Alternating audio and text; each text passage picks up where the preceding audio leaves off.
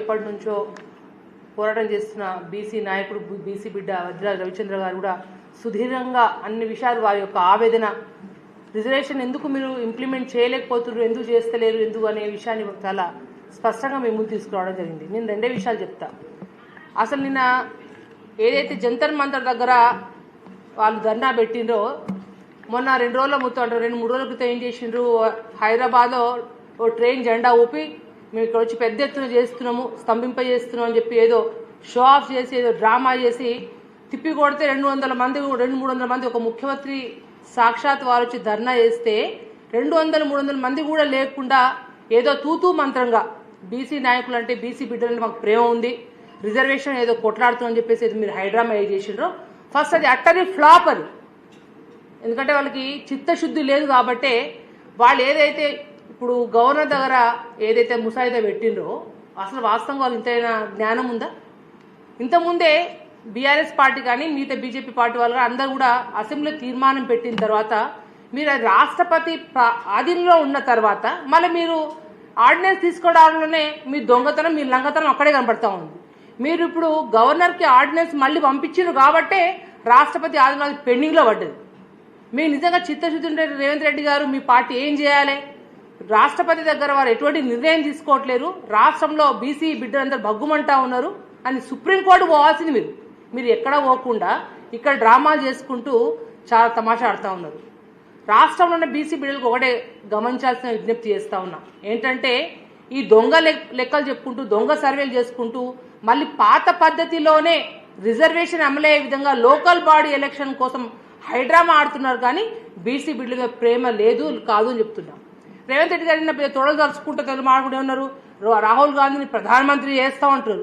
అరే అయ్యా మీ రాహుల్ గాంధీ ప్రధానమంత్రి అయ్యే లేదు, సచ్చే లేదు, మీరు బీసీ బిడ్డలకు రిజర్వేషన్ కూడా ఇచ్చే లేదని నిన్నటి మీ ధర్నాతో స్పష్టంగా కనబడిపోయింది. మీకు నిజంగా బీసీ బిడ్డల మీద ప్రేమ ఉంటే మీ రాహుల్ గాంధీ పార్లమెంట్ ఉన్న వ్యక్తి ఢిల్లీలో ఉండి నేను ఎందుకు వారి బీసీ ధర్నాకు ఎందుకు రాలేదు, మీ ప్రియాంక గాంధీ ఎందుకు రాలేదు, మీ ఖర్గే గారు ఎందుకు రాలేదు, మీ పార్టీ నుంచి ముఖ్య నాయకులు ఎవరు అంటే మీకు ధర్నా ఇచ్చిన విషయం సరే మీరు ఏదో ఎక్కడో పోయినంటున్నావు అంటే నిన్న మీకు ధర్నా పెట్టే విషయం అంత మాత్రం సమాచారం లేదా?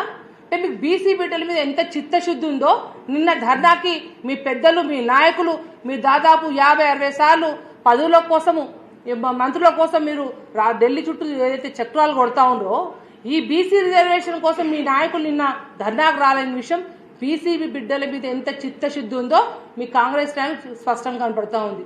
మీరు కేసీఆర్ మీద ఏడ్పు ముందు మానేయండి. రేవంత్ రెడ్డి గారు నోరు చేస్తే కంపు మాటలు గబ్బు మాటలు. పెద్ద తండ్రి లాంటి వ్యక్తి కేసీఆర్ గారు చావు కోరుకునే వ్యక్తి రేవంత్ రెడ్డి. పొద్దున్న లేస్తే ఆయన తిట్టడం మా మీద పొద్దున్న లేస్తే పాటలే నిన్న కనిపిస్తే అక్కడ ఎంతసేపు తిట్ల దండకం తప్ప లోకల్ బాడీ ఎలక్షన్ దృష్టిలో పెట్టుకుని మాట్లాడడం తప్ప ఎటువంటి స్పష్టంగా కనపడలేదు.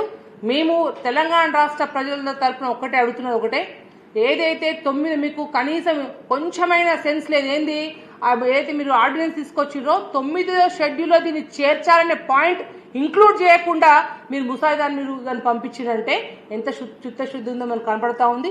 ఇప్పటికైనా సరే మీరు ఖచ్చితంగా దాన్ని న్యాయ పోరాటం చేయండి. తెలంగాణ రాష్ట్రంలో ఉన్న బీసీ బిడ్డలకు మీరు ఏదైతే కామారెడ్డి డిక్లరేషన్ చెప్పిన మాటల్ని మీరు ఖచ్చితంగా వాళ్ళకి ఇవ్వాల్సిన బడ్జెట్ ఇవ్వండి. 42% రిజర్వేషన్ అయితే డిమాండ్ చేస్తూ ఉన్నారో అది ఖచ్చితంగా నెరవేరే వరకు బీఆర్ఎస్ పార్టీ ఢిల్లీలో మా వాళ్ళు ఆ 4 చనిపోయినప్పుడు 4 మోస్తారు. ఈ 4 ఖచ్చితంగా బీసీ బిడ్డల కోసం ఇక్కడ పోరాటం చేస్తారని చెప్పి బీఆర్ఎస్ పార్టీ పక్షాన మేము అందరినీ కోరుతా ఉన్నాం. ధన్యవాదాలు. ఒక ముఖ్యమైన విషయం